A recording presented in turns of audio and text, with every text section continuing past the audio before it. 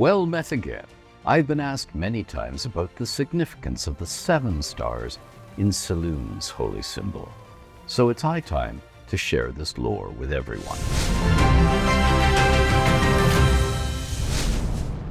These days, the stars around the eyes of the goddess of the moon are usually drawn to look as identical as possible and may be arranged in different patterns from temple to temple and tapestry to tapestry.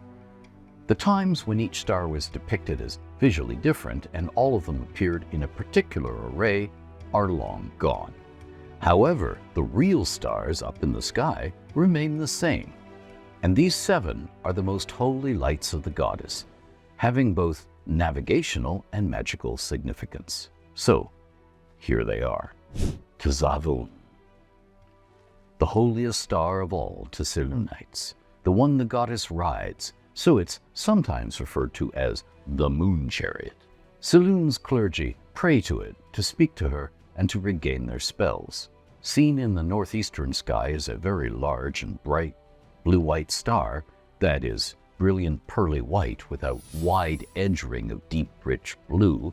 It sometimes seems to reflect to the moon by night, and on such clear sky occasions casts a straight beam or path of white light for miles across Verônica that touches sites the goddess wants her faithful to visit, or notice, or find magic she's left for them in. To walk the moonlight is to traverse this brightly glowing road, and every sworn of Selûne will strive to do so at least once in their lives. To those who know and utter the right charm, that is, pert the goddess, while in the moonglow, the power of this moon down can be called upon to purge them of diseases, poisons, and venoms, and lycanthropy. Dathchant, the guiding star, is a crimson star ringed with deep purple that pulses, slowly and rhythmically flaring amber. Normally hidden from you because it's so low on the northern horizon when seen from Verônica, it marks true north. Sailors off the Sword Coast invoke Selûne by name to get clouds, spray, and storm rack to clear and give them a good view of it.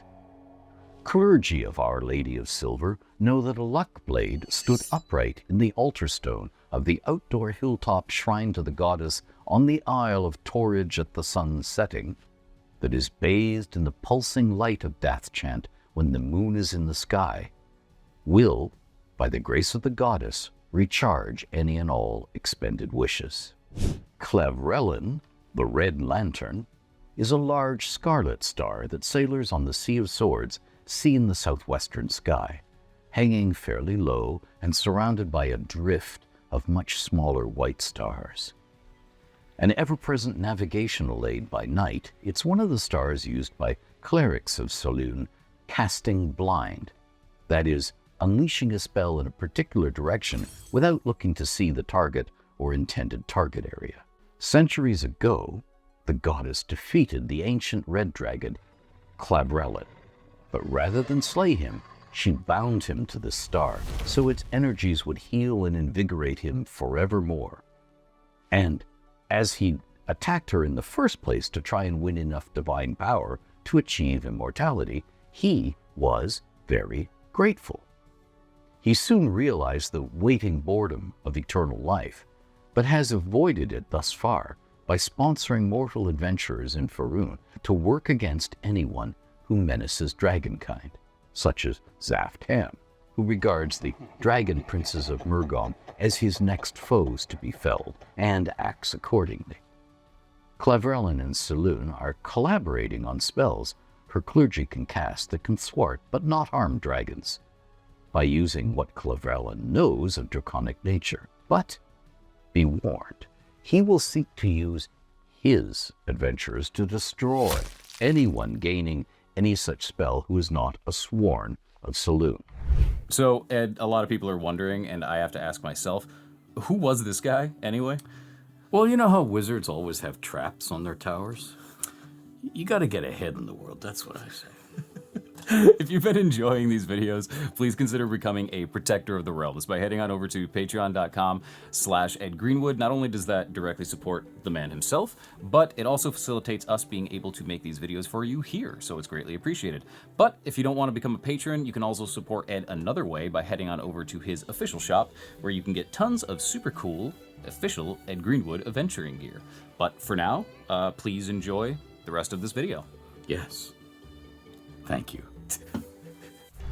Saurmaugh, the ghost star, is the shattered shell of a star that exploded in 1216 DR, and is now a hollow sphere of faintly glowing gas, studded with tiny winkling stars. So it resembles a pale, shadowy cloak wrapped around dark nothingness in the night sky. Necromancers working arcane necromancy spells and clergy other than Selûne's priesthood swiftly learned what the priesthood of Our Lady of Silver knew, that when such magics can be worked with Saurmaugh visible in the sky above them, they last longer and have more intense effects. Though these ebb and flow seemingly at random rather than being set, dependable, and measurable augmentations. All mortals can clearly see undead at all times, even if they are normally invisible under the dark radiance of Saurmaugh. Moreover, spells that command and control undead, worked by anyone, are more likely to succeed, cast with effects as if 1d4 plus 3 levels higher than the caster really is, and all saving throws are made with advantage when Saurmaugh is visible in the sky to the caster. Ilkandlath, the Werestar, is an odd-looking star, being almost black in its radiance, but surrounded by a vivid amethyst-hued halo, and appearing as very tall and thin. That is, its vertical rays are 4 times as long as its horizontal, and all other rays. It rides the equatorial sky, and so thanks to mountains or other obstructions, the season and the time of day and night is sometimes visible from a given location, and sometimes not. When it is seen in the sky by a caster, it enables them to unleash all spells that govern shape-shifting with about, the star's boon fluctuates, twice their usual duration and twice their customary force. It's most often used by clergy of Selûne to force lycanthropes into a particular shape and hold them in that shape, but can be used by spellcasting shapeshifters on themselves, and even seems to affect changes in body form made by calling on the enchantments of magic items. Gulvrazspurn, the seeing star, is bright white but with a dark center, so it looks like a hollow ring or a staring black eye, hence its nickname. It hangs high in the sky, due west for most folk in Verônica, and is therefore valued in dead reckoning navigation, but it also has the power of making all magics, from items to active spells to ancient and fading wards, and the echoes and scars left behind by mighty magics, glow with a bright ruby copper hue or that contrasts vividly with surroundings. These radiances are precise, retaining fine detail and clarity, so precise boundaries and even magical writings can be seen. Marharrulkh, the War Star, is a large pinkish-red star high in the southern sky that trembles as its surface rises continuously, emitting sparks or embers constantly that wink out moments after departing the bulk of the main star. It's surrounded by streaming, leaping rays like tongues of flame that have similar short lives. The light cast by the War Star can be clearly distinguished from other available light due to its pink hue, and wherever that light falls upon the Earth, its boon is conferred. It automatically and continuously recharges any ring of shooting stars. The wearer need not do anything. All weapons wielded under Marharrulkh's pink light behave as if they are sacred weapons wielded by paladins, and any weapons that are already sacred weapons wielded by paladins gain an additional +4 attack bonus.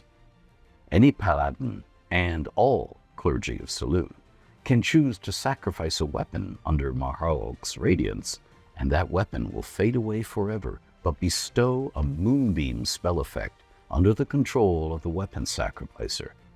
They can move the moonbeam as an action in the normal manner. No concentration is needed to maintain the moonbeam, and it will last so long as it's in contact with the War Star's light, and the moon is brighter than the sun is in the sky. If the weapon sacrificer leaves, dies, or ceases to wield the moonbeam, it will simply remain motionless in place but with full power until the moon wanes or is seen no more, or the sun outshines the moon. There are also sacred secret rituals involving each of these stars used by senior clergy of Selûne for divination, and temple altar rituals for multiple priests and more than one of these stars at once that boost the power of standard clerical spells to truly mighty levels. But you'll have to be a high-ranking priest of the moon goddess to learn those. The most commonly experienced such ritual happens when a temple of Selûne is under attack, and multiple flame strikes rain down repeatedly all around it in a defensive wall. And there you have it. As for constellations of the realms, that will be another video. Realms forever.